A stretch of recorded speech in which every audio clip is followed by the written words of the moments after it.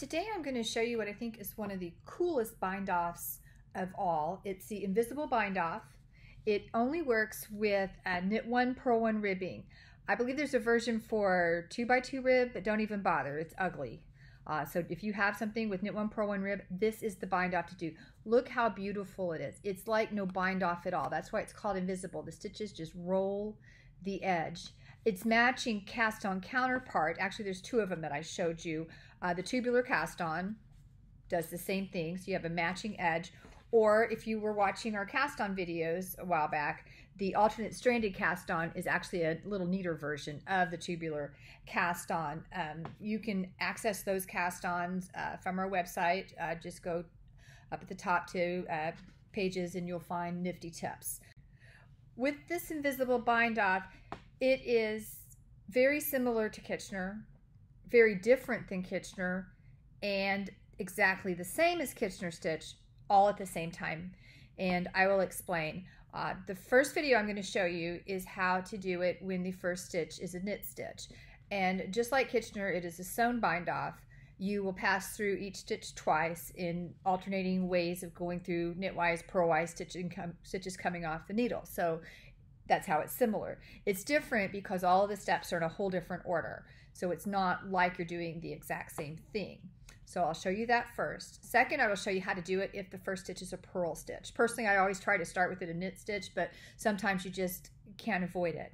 And stick around because the very last one I'm going to show you is how it's exactly like the Kitchener stitch. Basically, to achieve this, what you are doing is doing Kitchener stitch with all the stitches on the same needle, and you get the exact same result. It's an alternate way of doing it. For some people it may be easier. For me, I don't know about that. So be sure and stick through the end, because that's where you get to the mind-blowing part of how this invisible bind-off works. So first step, starting with a knit stitch. When the first stitch is a knit stitch, you have a setup at the first, and you put the needle, tapestry needle through the first stitch purlwise, and that's the setup. And the repeat is the 5-step repeat starts here.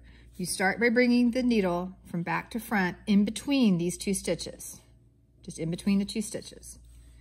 And you want to pull your yarn fairly snug for this bind off. Now, you will go through the second stitch knitwise and pull the yarn all the way through to the back. Then you go through the first stitch knitwise and it comes off the needle. Now you will go through the second stitch purlwise and then the first stitch purlwise and it comes off the needle.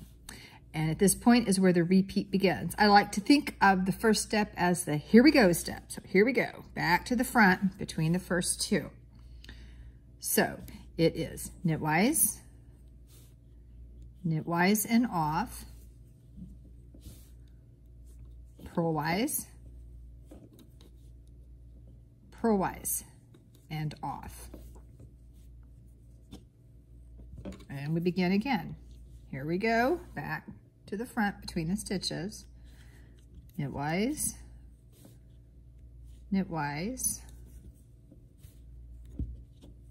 and off, purlwise. Oops, I'll let the yarn get around the needle by accident. Purlwise,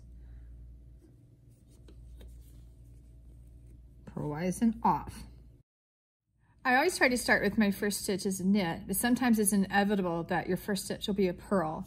If you are starting with a purl stitch, your setup begins by going through this first stitch knitwise. You begin the repeat at the fourth step when you go through the second stitch purlwise and then the first stitch purlwise, and it comes off the needle. Then the repeat begins from the beginning where you, my here we go step, it comes back between the first two stitches. You go knitwise, knitwise and off, purlwise, purlwise and off. It's basically the same at this point as when you did the knit stitch first. You just keep repeating the 5 steps. Lastly, an alternate way of working this is to divide the stitches so that all the knit stitches are on one needle and all the purl stitches are on a second needle. I have my knit stitches on the front needle, my purl stitches on the back. At this point, we are basically going to do Kitchener stitch.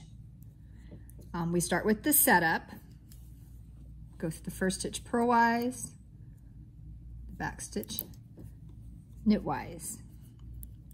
And now we begin our Kitchener repeat.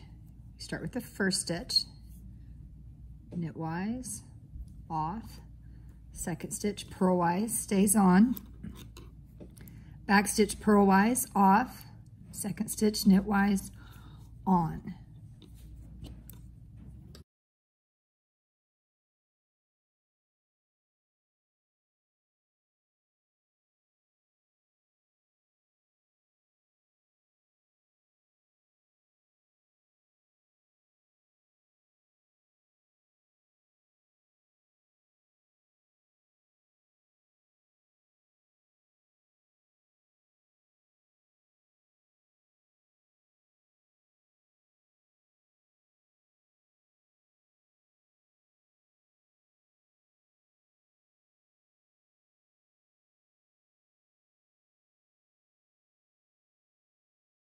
And you see, it achieves the exact same edge.